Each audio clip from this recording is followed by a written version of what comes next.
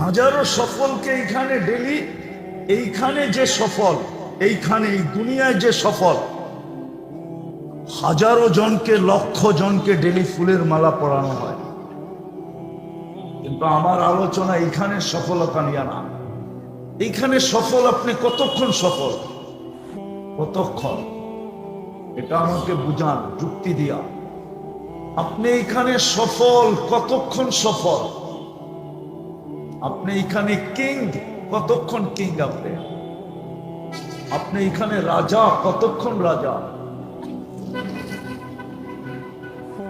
কতক্ষণ? নাইলে তো কবি কোনোদিন লিখতেন না, নাইলে কবির কলম কোনোদিন চলতো না। মিলে খাক মে আহলে শাহ कैसे कैसे, জমি খা গই নৌজওয়ান कैसे कैसे। এই জমিন তো কত বাদশার ইতিহাসকে হারায় দিল, কত রাজাকেই তো ভেনিশ করে ফেললো। হাড্ডি মাংসের কোনো চিহ্নই পাওয়া যাবে না। কত যুবককে তো মাটির সাথে মিশায়া দিল। এত দামি দামি যৌবন, কিন্তু মাটির ভিতরে রহম আসলো না, যৌবনকে মাটির সাথে মিশায়া নিঃশেষ করে দিল। অথচ যৌবন তো অনেক দামি জিনিস।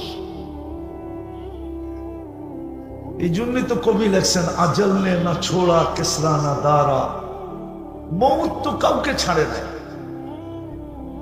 যদি ছাড়তো, যদি ছাড়তো তাহলে আমাদের দেশে ঐতিহ্য হইতো না।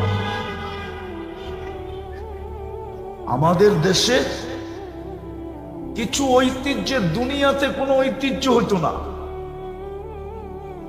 আমরা ঐতিহ্যমান জাগার দর্শনে যাই না, না জান না? হ্যাঁ, কিন্তু কোন নিয়ত নিয়ে যান? নিয়ত তো জানেন না। আলী রাদিয়াল্লাহু তাআলা তো নিয়ত শিখাইছিল,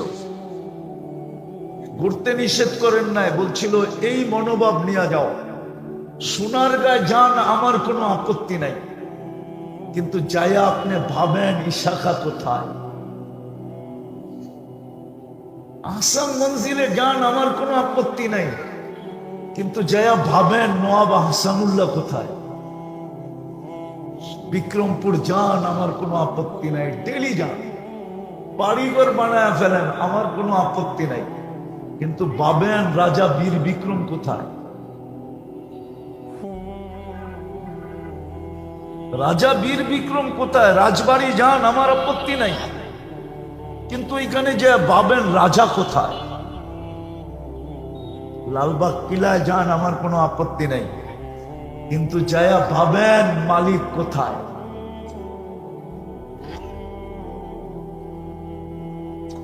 আমরা তো ওই নিয়তে যাই না। আলী রাদিয়াল্লাহু তাআলা তো বলছিলেন, সিরু ফি দিয়ারিহিম, যাও পুরান পুরান ঐতিহ্যগুলা খুঁটা খুঁটা দেখো। সিরু ফি দিয়ারিহিম অনদুর ফি আসারিহিম, যাও ঘোরো, ওদের নিদর্শনগুলা খুঁটা খুঁটা দেখো। তারপরে মনে মনে বলো, আইনা হাল্লু, ঐতিহ্য তো আছে, তোমরা কোথায়?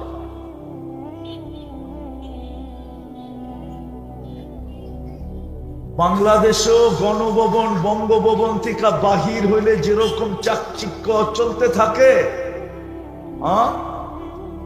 ঠিক একদিন সোনার গায়েও ছিল। ইশাখা যখন বাহির হইতো এরকমই চলতে থাকতো, ঠিক না? সামনে ফৌজ, পিছে ফৌজ, ঠিক না? শান শৌকতে ইশাখা বাহির হইতো। যার জমানায় 1 টাকায় 8 মণ চাউল পাওয়া যেত। 1 টাকায় কয় মণ চাউল? হুজুরে হাসে, তো ছোটবেলা পড়ে আসছে, তো স্কুলের জমানায় পড়ে রেখে আসছি। 1 টাকায় 8 মণ চাউল পাওয়া যেত। 1 টাকা যার কাছে আছে, ফ্যামিলির 1 বছরের চাউল একদিনে কিনা নিয়ে আসতো। কিন্তু ইশাখা কই? কবি এই জন্যই বলছেন, মমুত কাউকে ছাড়ে না, শুধু ঐতিহ্য বানায় দিয়া গেছে। পরা রহি গয়া ये भी ठाठ सारा, बचपन ने तुझे बरसों खिलाया, जवानी ने मजनू बनाया, बुढ़ापे आके फिर क्या क्या सताया। যুবকরা একটু পাবক না, বাচ্চাকালে লুঙ্গি মাথায় নিয়ে ঘুরলেও কেউ কিছু বলতো না, ঠিক না? হ্যাঁ হ্যাঁ, সত্য তো। করতে না পারলে কান্দে লটকায় রাখতো, ঠিক না? হ্যাঁ, সদরঘাটও খোলা, কমলাপুরও খোলা, কেউ কিচ্ছু বলতো না, ঠিক না? মায়ও সকালবেলা বলতো লুঙ্গি পড়ায় পড়াইলাম, তো লুঙ্গি কই, তুই কই, বিছনা ভিজা কেন, ঠিক না? কিন্তু যৌবন যখন আসলো তো মাতাল হয়ে গেল। ওই মানুষটাকেই দেখেন যখন বুড়া হয়ে যায় তো উঠলে বসতে পারে না, পড়লে বসতে পারে না। কবি এটাই বলছে, বচপন में बरसों खिलाया, जवानी ने मजनू बनाया, बुढ़ापे आके फिर क्या क्या सताया, मौत तेरा कर देगी बिल्कुल सफाया। মৃত্যু আসতে দেরি, বেনিশ হতে দেরি হবে, সব কিছু মিটায় দেওয়া যাবে। किंतु तुझे दुल्हन के रहो सबसे आला, हो जीनत निराली, हो फैशन निराला, यूं ही जिया करता है क्या मरने वाला, तुझे हुस्न जाहिर ने धोखे में डाला, जगह जी लगाने का दुनिया नहीं है, ये इबरत की चाह है तमाशा नहीं है, तर पड़ी कुरान चित्कार बिजाफा हसीबुल अन्नमा खलकनाकुम आबास। আল্লাহ বলে তুই আমার ভালোবাসার ফল বা ফুল সফল হয়ে আসতে হবে, এটাই দাবি। কিন্তু আমাদের ডিকশনারিতে তো সফলতা এটাকেই বলে, এই জগতে সফল হওয়া, অল্প বয়সে হওয়া, অল্প দিনে হওয়া, রাত কোটিপতি হওয়া। আমার ডিকশনারি এটাকেই সফলতা বলে, রাত কোটিপতি হয়ে যাওয়া। আমার সমাজ এটা কি সফলতা বোঝে? আমার সংস্কৃতি এটা কি সফলতা বোঝে? এটা আমার বোঝানো উদ্দেশ্য না। আমার বোঝানো উদ্দেশ্য হলো চিরদিনের সফলতা। যেটা আমি ভাবতেছি এটা সফলতা না, এটা সফলতা হলে ঐতিহ্য হইতো না। আজকে তো শুধু ঐতিহ্য থেকে যায়, ব্যক্তি তো থাকে না, বংশ তো থাকে না।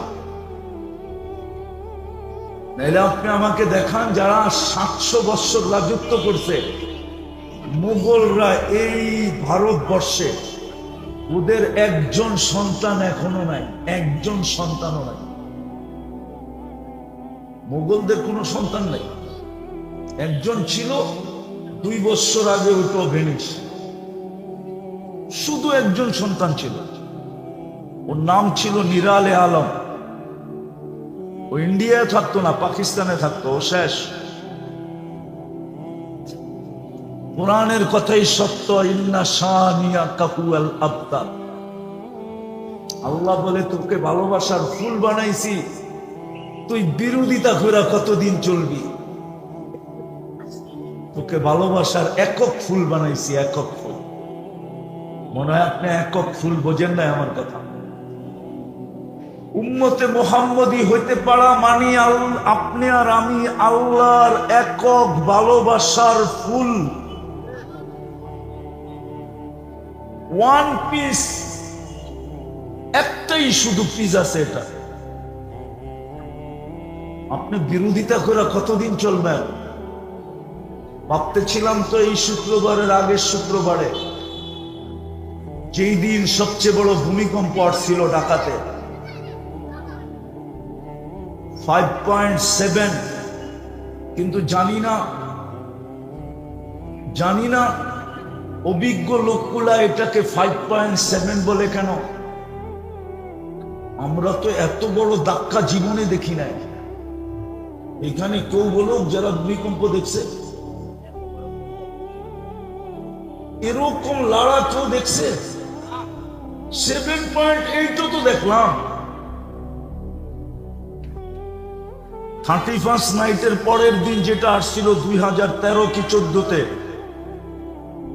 ফজরের সময় ভোর 5:05 এটা তো 5.7, ওটা তো ছিল 7.8, 2.1 বেশি, কিন্তু ওটাও তো এরকম লাড়া দেয় না। এতগুলা জীবন হানি হয় নাই, এতগুলা বিল্ডিং এ ফাটল ধরে নাই। আমি মাঝে মাঝে একা ভাবি, আমি কোনো বিরোধিতা করতেছি না, যে এটা হেক্টর স্কেলে এত কম আসলো কেন, কিন্তু আমি যেটা ভাবতেছিলাম ওটা বুঝাইতেছি। আমি ভাবছিলাম ওই দিন মনে হয় মসজিদে আমার জায়গাটাও আমি পাবো না। বলবেন আপনার জায়গাটা মানে? আমি যদিও ইমাম, আমি ভাবতেছিলাম উপচে পড়া ভিড় এরকম হবে, হয়তো কোনো মুসল্লি বলবে ইমাম সাহেব জায়গা পাই না, কি করবো, সরেন আপনি, এতদিন তো আপনি বসতেন, আজকে আমি একটু জায়গা নেই। কিন্তু মনে হয় না কোনো মসজিদে একজন মুসল্লি বাড়ছে, একজন মুসল্লিও বাড়বে। আচ্ছা, শুক্রবার গেল, শনিবার আবার 2 বার হলো, ভাবছিলাম আজকে হয়তো উপচে পড়া ভিড় হবে, কিন্তু একজন মুসল্লিও বাড়ে না। আবার রবিবারে হলো, ভাবলাম আজকে মনে হয় উপচে পড়া ভিড় হবে, কিন্তু একজন মুসল্লিও বাড়ল না। এক সপ্তাহের ভিতরে টানা 4 বার হলো। বৃহস্পতিবার দিনও হয়েছিল ভূমিকম্প, না হয় না? হ্যাঁ, আপনি বলবেন এটা ছোট হয়েছিল, ঠিক না? হ্যাঁ, কি, কিন্তু আসল তো এটার নাম ভূমিকম্প, ঠিক না? শব্দটা কি? ছোট বড় তো আপনি লাগাইছেন, ঠিক না? কি শব্দটা কে লাগাইছে? ছোট বড় আমরা। আসল এটার নাম কি? ভূমিকম্প।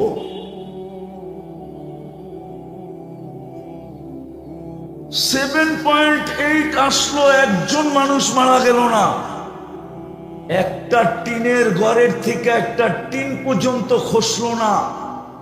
5.7 আইসা এতগুলা লোক নিয়ে গেল, এতগুলা বাড়ি এফেক্টেড হইল।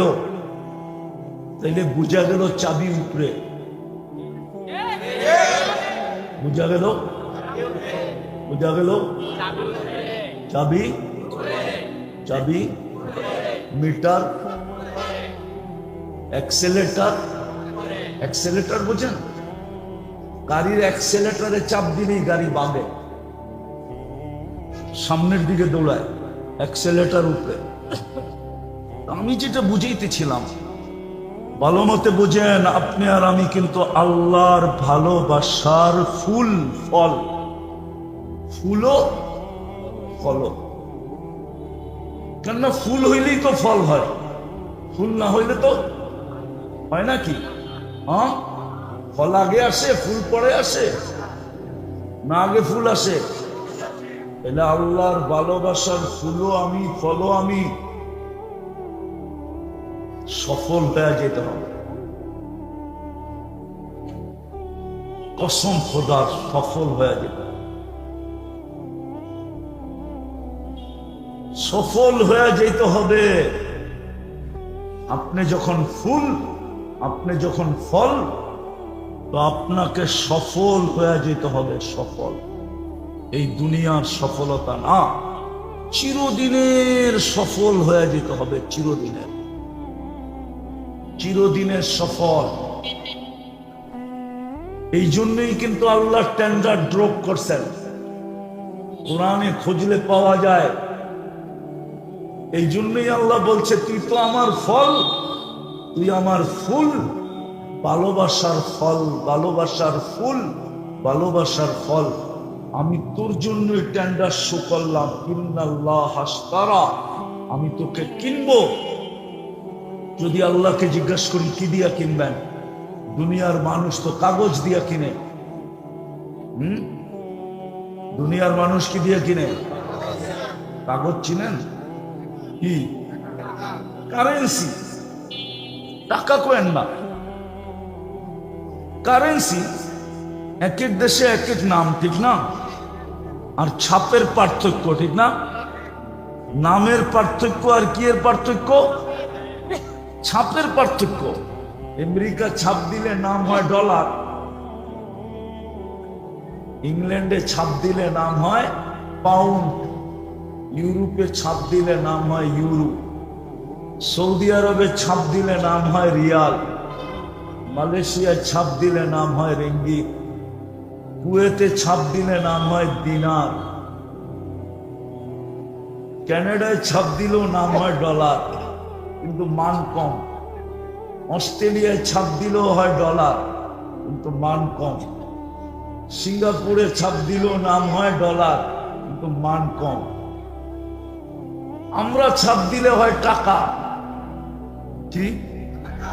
আমরা নাম রাখছি কি? দুনিয়ার মানুষ লেনদেন করে কাগজ দিয়া, অর্থাৎ কারেন্সি দিয়া। আল্লাহ বলে আমি তোকে লেনদেন করব জান্নাত দিয়া। জান্নাত কি দিয়া? জান্নাত দিয়া। জান্নাত তো চিনেই না। জান্নাত যদি চিনতো, যারা আল্লাহর ভালোবাসার ফুল আর ফল, এরা যদি জান্নাত চিনতো, জান্নাত তো চিনে না। নাম জানে কিন্তু জিনিসটা কি চিনে না। নাম জানি আমরা, নাম, কিন্তু জিনিসটা কি? জিনিসটা চিনি না আমরা, নাম জানি। অনেক জিনিসের নাম জানি আমরা, কিন্তু জিনিস চিনি না। জিনিসটা কি? জিনিসটা কি চিনি না। নাম জানি কিন্তু চিনি না। চিনেন? অনেকে এখানে আছে চিনবেন না, হয়তো চিনলেও চিনতে পারেন। এখন যুবকরা খুব চিনে। নাসুস আছে না? নাসুস চিনেন সবাই? আরে হনা কর না, হ্যাঁ? কিন্তু নামটা আছে দেখলেন, কিন্তু আপনি জিনিসটা চিনেন না। এরকম জান্নাতের নাম জানি, জান্নাত চিনি না। আল্লাহ বলে আমি জান্নাত দিয়া তোকে কিনবো। সফল হয়ে আয়, সফল। দুনিয়ার সফলতা না, কতক্ষণ দুনিয়ার সফলতা, আর কত দেখবেন? বেঁচে থাকলে আরো দেখবেন। অনেক দেখছেন, অনেক দেখবেন।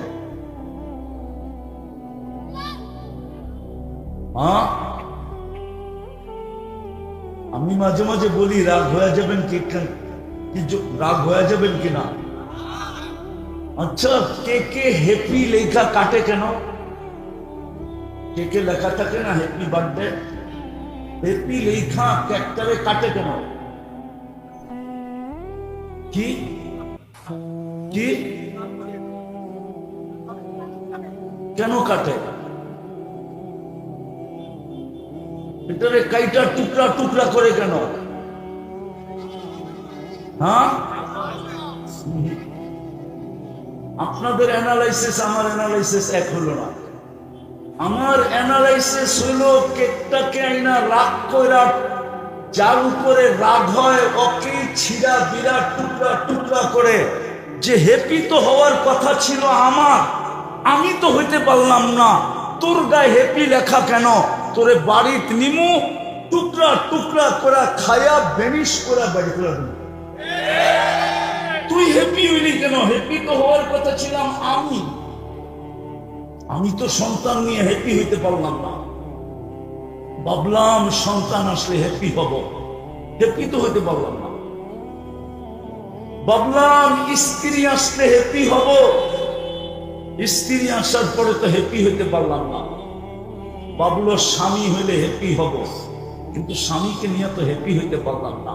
হ্যাপি তো হয়ে গেল কেক, বিদায় ওরে রাখা যাবে না, ওরে টুকরা টুকরা টুকরা টুকরা কইরা চাবায়া চাবায়া নিঃশেষ করে ওকে ভেনিশ করে বাড়ি করে দিল। এটা হলো আমার অ্যানালাইসিস। আপনাদের অ্যানালাইসিসের সাথে আমার অ্যানালাইসিস মিলে নাই। কেউ তো তো হ্যাপি না।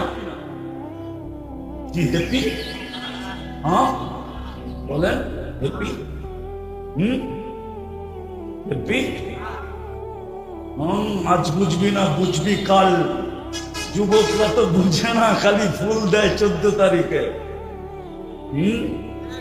আজ বুঝবি না বুঝবি কাল, কপাল থাবড়াবি আর মারবি গাল। এরা তো বুঝে না, এরা 14 তারিখে ফুল দিতেই থাকে, সেকো খাইতে থাকে, ফুলও দিতে থাকে। আর একজন আরেকজনকে প্রবাদ বাক্য বলতে থাকে, একবার না পারিলে দেখো শতবার। কিলো 5 বছর না গেল, আরো 5 বছর দেখ না।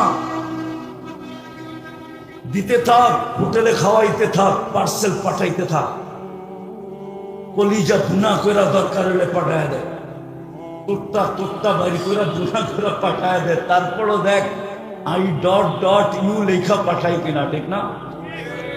বুঝবা যুবক, আজ বুঝবা না বুঝবা কাল।